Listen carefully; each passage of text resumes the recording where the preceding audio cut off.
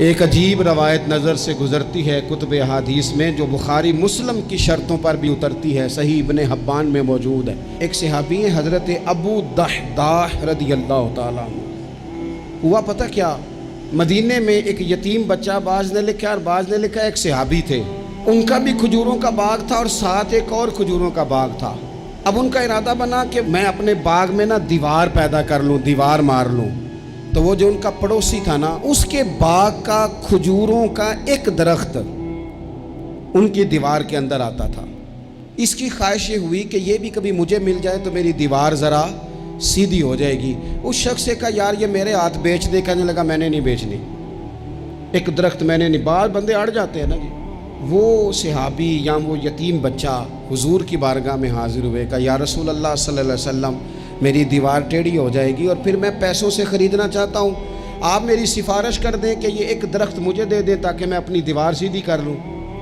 اللہ کے محبوب صلی اللہ علیہ وسلم نے خود بلا کے اس شخص سے کہا کہ میاں یہ تم اس طرح کرو، یہ شخص کوئی قبضہ نہیں کرنا چاہ رہا، کوئی جبر نہیں کرنا چاہ رہا، اور ہم بھی جو تمہیں پوچھ رہے ہیں وہ بھی اس دائرے میں پوچھ رہے ہیں کہ اگر تم راضی ہو تو ہم یہ کام کریں گے۔ تم اس طرح کرو کہ تم اپنا ایک درخت اس کے ہاتھ بیچ دو تاکہ یہ اپنی دیوار سیدھی کر لے۔ اللہ اکبر۔ اس شخص نے کہا جی میں نے اس کو بھی کہہ دیا ہے اور آپ سے بھی عرض کرتا ہوں میں نے نہیں بیچنا اپنا یہ درخت۔ حضور نے بھی فرمایا، اب اسلام سختی کرتا نہیں۔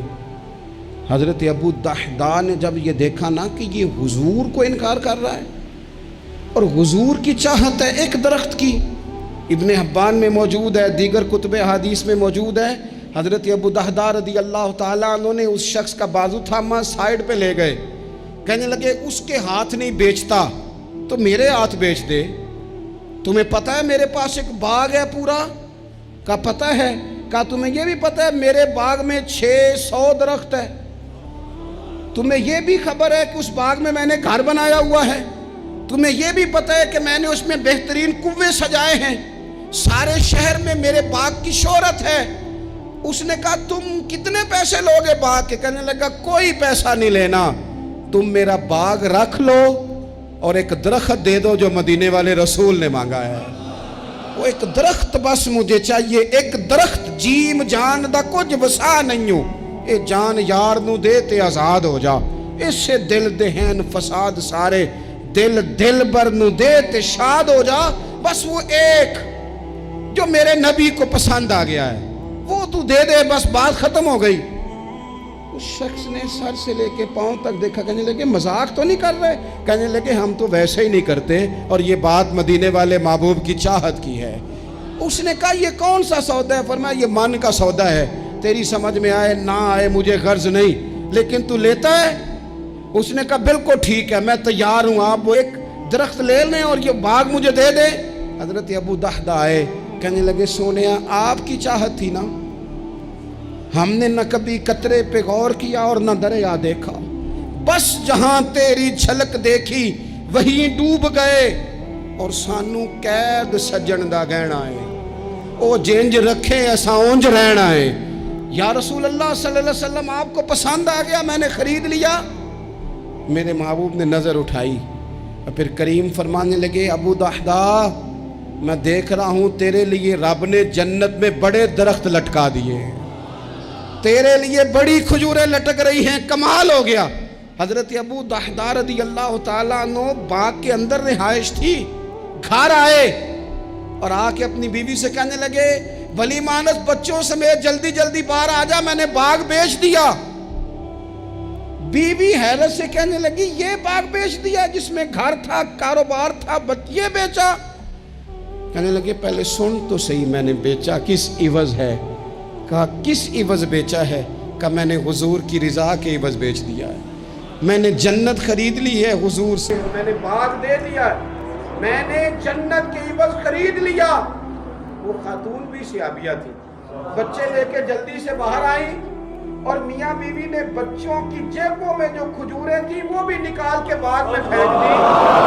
بیوی کہنے لگی مبارک ہو، میں بڑی خوش ہوں، جو سودا تو نے آج کیا ہے یہ بڑا ہی نفع والا کیا ہے، یہ بڑا نفع والا سودا کیا ہے، کہ بڑا نفع والا سودا جو آج آپ سانو تے قید سجن دا لینا ہے وہ جیب رکھے اونج رہنا ہے۔ حضور کو مکہ بھی بڑا ہی پیارا، اس شہر سے بھی رسول کائنات کو بڑی ہی محبت، لیکن پتہ ہے مسلمانوں کو مدینے سے اتنا پیار کیوں ہے؟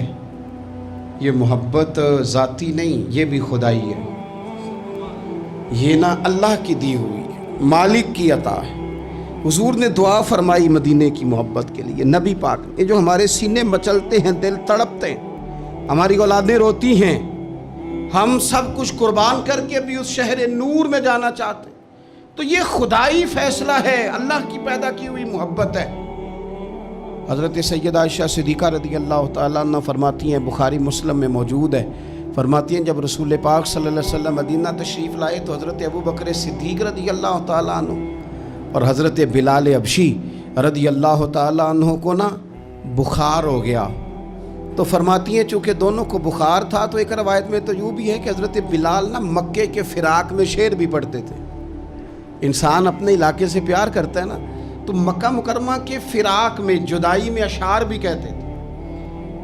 حضرت عائشہ صدیقہ رضی اللہ تعالیٰ عنہ کہتی ہیں، ان دونوں کا بخار کا حال مجھے معلوم ہوا تو میں حضور کی بارگاہ میں گئی، میں نے عرض کی یا رسول اللہ صلی اللہ تعالیٰ علیہ وسلم، جناب صدیق اکبر کو بھی بخار ہے، سیدنا بلال حبشی کو بھی، میرے دوستو چاہیے تو یہ نا کہ بیماری کی اطلاع ملے تو شفا کی دعا ہو، پر کریم محبوب دلوں کے حال جانتے ہیں نا۔ حضور نے کیا دعا فرمائی، کہا اے اللہ جس طرح ہمیں مکے سے محبت تھی نا، اسی طرح ہمیں مدینے کی محبت دے دے، بلکہ ہمارے دلوں میں مدینے کی محبت مکے سے بھی زیادہ فرما دے۔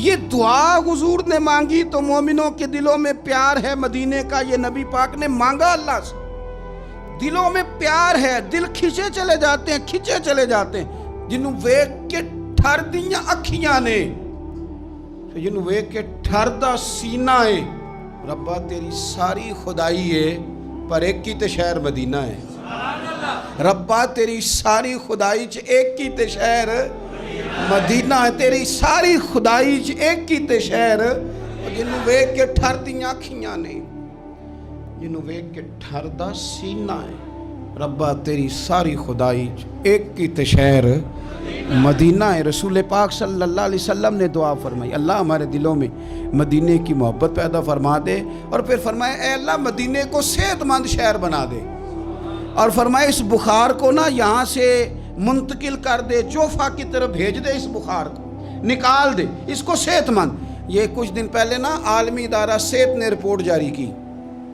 یہ عالمی ادارہ صحت نے دنیا کے سارے شہروں میں صحت کے لحاظ سے سب سے زیادہ بہترین شہر رسول ہے، مدینہ منورہ ہے، مدینہ منورہ ہے۔ ہم عالمی ادارہ صحت والوں سے کہتے ہیں تم رپورٹ نہ بھی نہ جاری کرتے، تم نے تو آج رپورٹ جاری کی ہے نا، تو یہ رپورٹ تو فرشتوں نے پہلے بنا لی تھی، اس لیے کہ حضور نے دعا کی تھی اللہ مدینے کو صحت والا شہر بنا دے۔